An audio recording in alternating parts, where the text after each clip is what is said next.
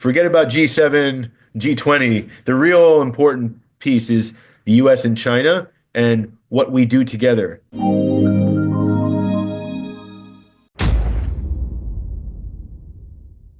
I think, first of all, we're going to be moving into a multipolar world, right? And that means the US and China as peer competitors, but then also other very important countries that are going to be coming up and being more influential over time. India, Brazil, Indonesia, Russia. So we have that multipolar world. But within that, we're going to be seeing the formation of what I call, not just me, but I mean, I'm not the only one saying this, but I'm one of the people saying this, what I call the G2, right? Forget about G7, G20. The real important piece is the US and China and what we do together. President Trump said that between the US and China, we could solve all the world's problems. He's right. But he specifically said between the US and China. He didn't say between the US and China and BRICS and the developing world, because those are implied.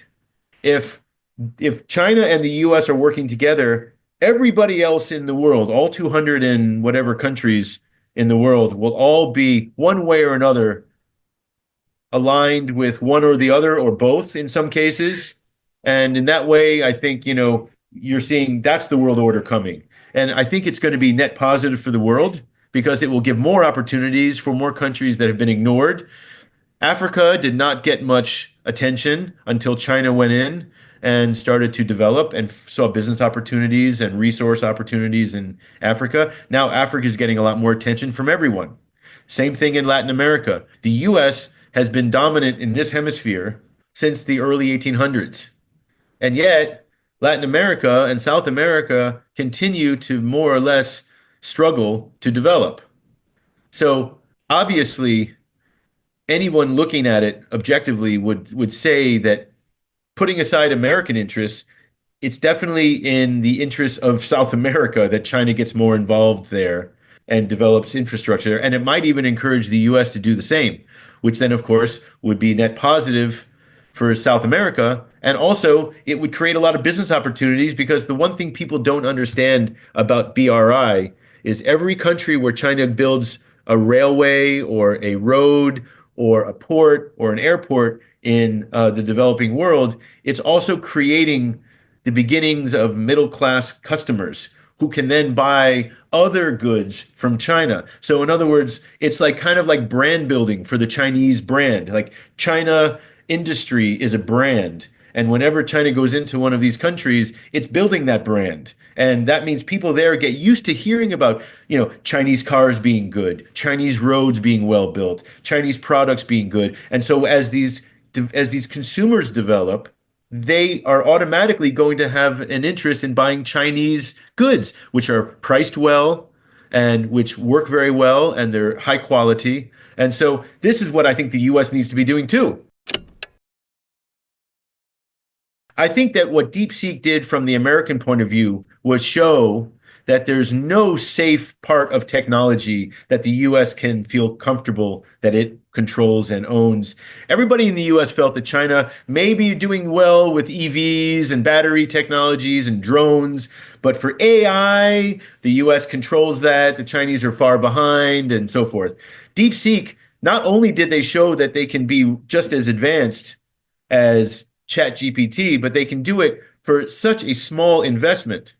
So I think that was a very powerful signal. Just in the same way that Trump starting a trade war with China was good for China, I think that DeepSeek is actually very good for America because it wakes up people in Silicon Valley. Look, the places in America that really matter in terms of decision making, okay?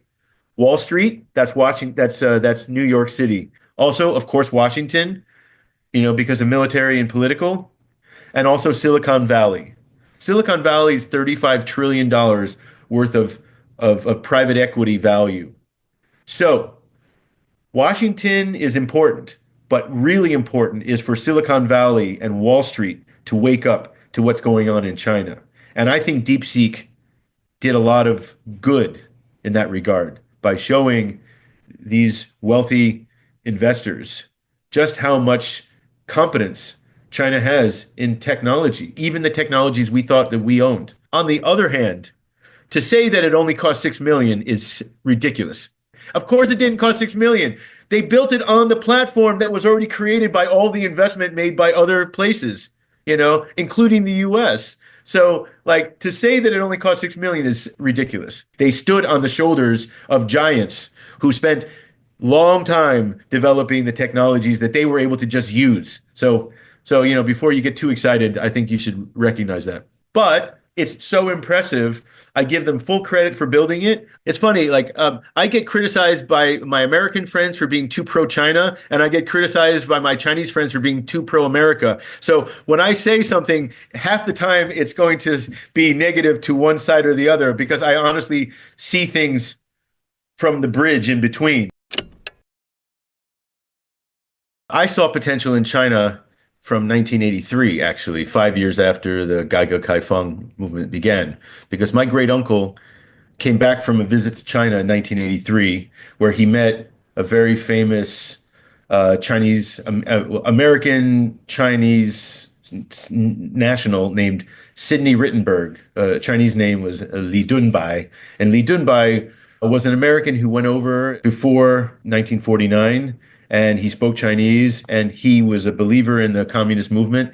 He ended up with the Communist Party leadership in Yan'an and spent his whole life in China. So he became my mentor with a Daoshi. He was a big believer in China's future. He convinced my great uncle about China's great future, and my great uncle came back and strongly encouraged me to go.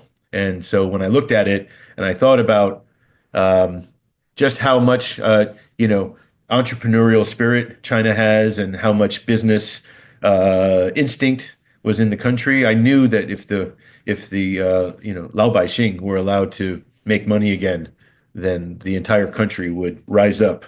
And that was my thesis for going over. So as soon as I graduated from university, I was on a plane to begin my 2-year program at Beida. I'm still very involved with Beijing University as vice chair of the Foreign Alumni Association. So I'm still quite involved in both the academic world and also the business world in China. By the way, I'll mention one thing. Did you know that there's only seven Americans have ever gone to China and built a startup into a large national company? Did you know that? Only 7 were successful. Yeah. Fritz Demopoulos from Chunar, John Crane from Crane Shares, Matt Estes from Baby Care, Dan Collins from Atlas. There's not many of us. Hundreds and hundreds and hundreds of Americans tried to set up companies in China and failed. Only a few of us survived. That makes us like a gladiator who survived in the arena. So of course we're going to be strange animals. Like, we're not going to be like everyone else. So that's why I think if I'm pissing off everyone, if I'm upsetting everybody, that means I'm probably saying the right thing. Because that's for sure. 偷偷告诉大家，我最近发现了新法宝 Royal Face 逆时奇迹系列，它有活肤露、全效精华，还有精华霜。尤其我皮肤比较偏干，所以我非常的注重保湿。保湿做得好，肌肤自然烹饪。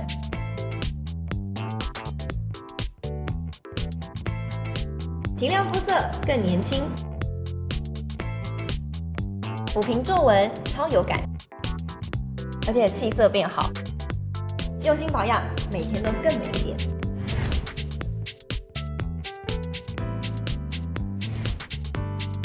美吧。